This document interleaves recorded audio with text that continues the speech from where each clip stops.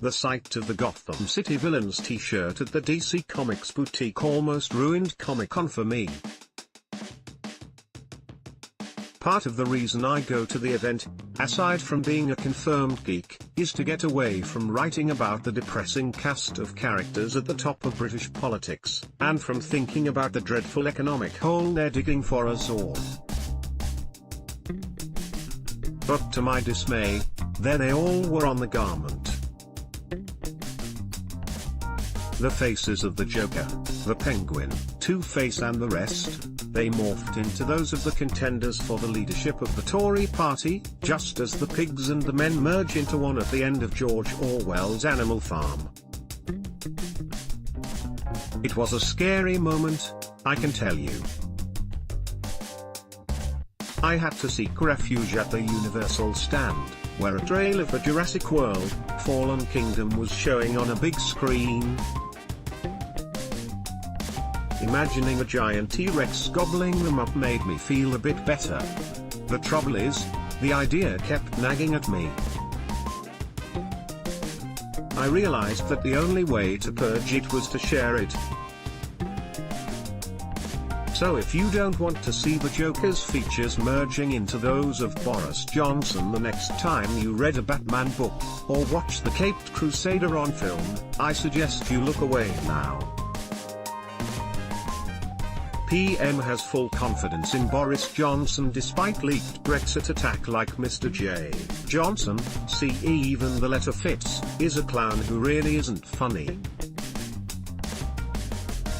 The Joker periodically disappears from the DC universe, only to re-emerge to spread chaos and destruction in big set-piece events, often spanning multiple titles, all the while metaphorically screaming, "Look at me, look at me, look at me." And that's what Johnson does, doesn't he?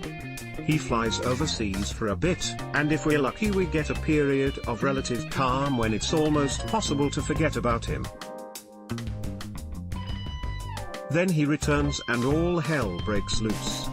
His recent, staggeringly disloyal, leaked Brexit speech being a case in point. Friends supposedly said he was disappointed about it getting out. Yeah, right. If that man ever walks through the door of number 10 Downing Street, the joke will be on all of us. Next up, his sometime rival for favoritism as far as the betting goes, and a man of which the same could be said, Jacob Rees-Mogg. He's the Penguin.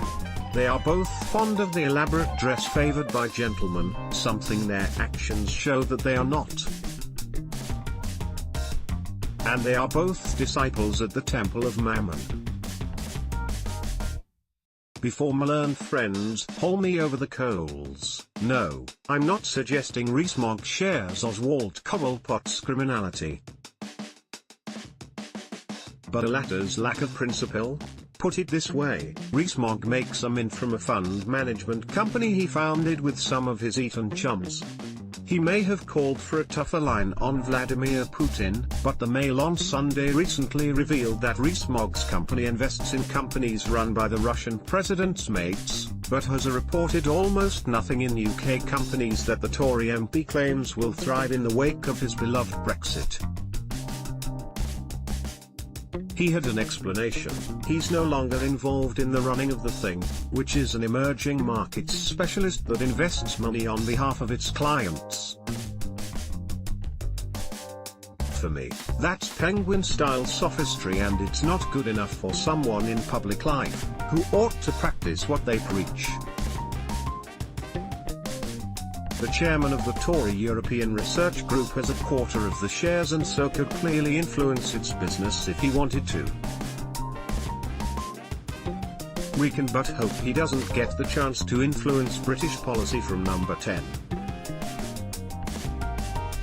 What about the current betting favourite, Michael Gove, the man who knifed Boris Johnson in the back when the latter embarked on an attempt to replace David Cameron? He's devious enough to be the Riddler. I also thought about Mr. Freeze, because freeze is what he'll do to the UK economy if he gets his way. But Two-Face wins because of the duality of Gove's nature. He's often described as a reforming minister, one who notably, and correctly, stated that we jail too many people while at the Department of Justice. He's talked about a green Brexit, now he looks after the environment, for us. He even recently had the gall to claim Britain is more open to immigration than our European neighbours. That's where the duality of his nature shows itself. The Vote Leave campaign, of which he was part, deliberately, and falsely, sought to scare people with talk of Turkish EU entry leading to a wave of migration. Stoking fears was a key tactic. Gove likes to come across as the fresh-faced, reasonable Harvey Dent, Two-Face's alter ego, but the other side, the scarred, snarling, hard right-wing monster, is never very far away. David Davis? He's an outsider now, but he is the riddler, the riddle being how such an amateur, with a tendency to stomp his little feet and threaten to quit at the drop of a hat, ever got a job as important as negotiating Brexit. I struggled with Home Secretary Sajid Javid before settling on Clayface, largely because, like the shape-shifting supervillain, he's a bit of a chameleon. We still don't really know who he is. He sometimes seems reasonable, particularly by comparison to his rivals. His support for allowing councils to borrow to build houses shows he's a man who has some good ideas. On the other hand, he was behind some of the most repressive anti-union legislation we've seen under David Cameron. If the reasonable side wins out, and Javid becomes leader, we'll have to reassess, because a reasonable leader of the Tory party would seem like some sort of superhero these days. John Murphy flies the European flag outside his home near the border village of Fork Hill, County Armagh. An abandoned shop is seen in Mullan, County Monaghan. The building was home to 4 families who left during the Troubles. The town was largely abandoned after the hard border was put in place during the conflict. Mullan has seen some regeneration in recent years, but faces an uncertain future with Brexit on the horizon. Mervyn Johnson owns a garage in the border town of Pettigo, which straddles the counties of Donegal and Fermanagh. I've been here since 1956. It was a bit of a problem for a few years. Our premises has been blown up about 6 or 7 times. We just kept building and starting again, Johnson said, laughing.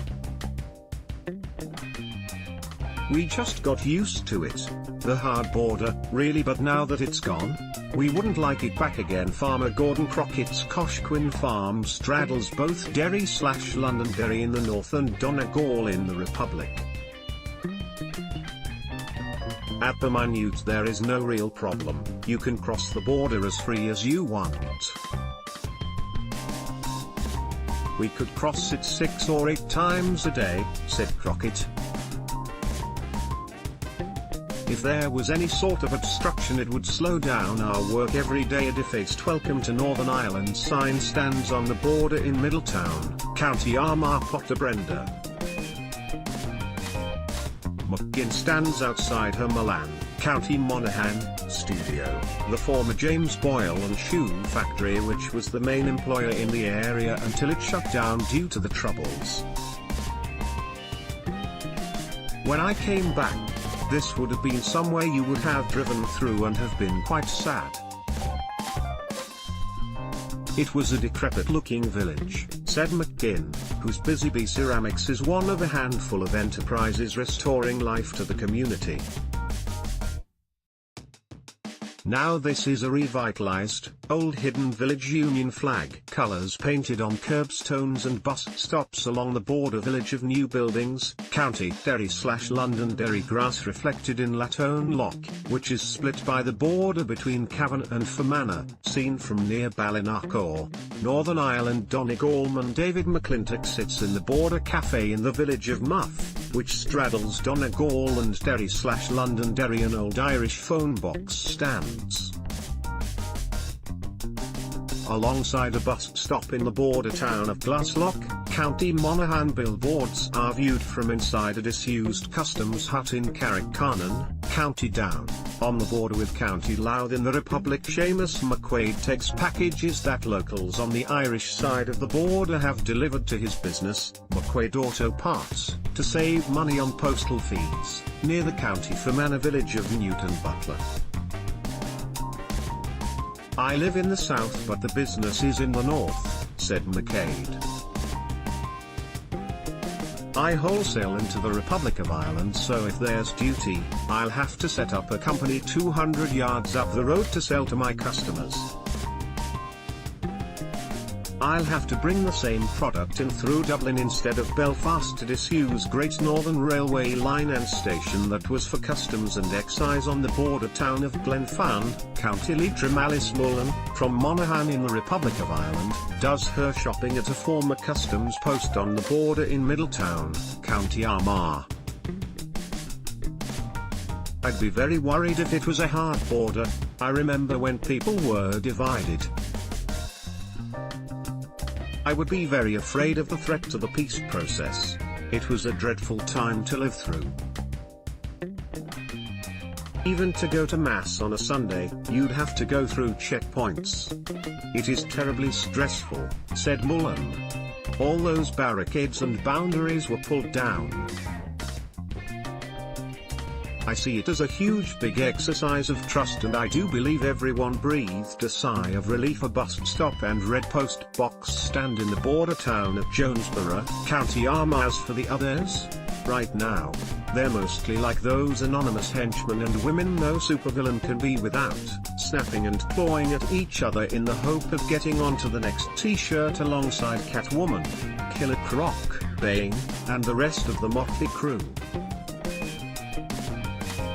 We shouldn't, of course, forget Theresa May, who is the current Tory leader, and a great analogue for poison ivy, poisonous being the perfect word to describe the hostile environment immigration policy she put together while at the Home Office. The one that killed the career of Amber Rudd and has caused such needless pain to the members of the Windrush generation, British citizens who were invited over here from the Caribbean by the British government. If truth be told, her government is poisoning the entire country. Where the hell is Batman when we need him?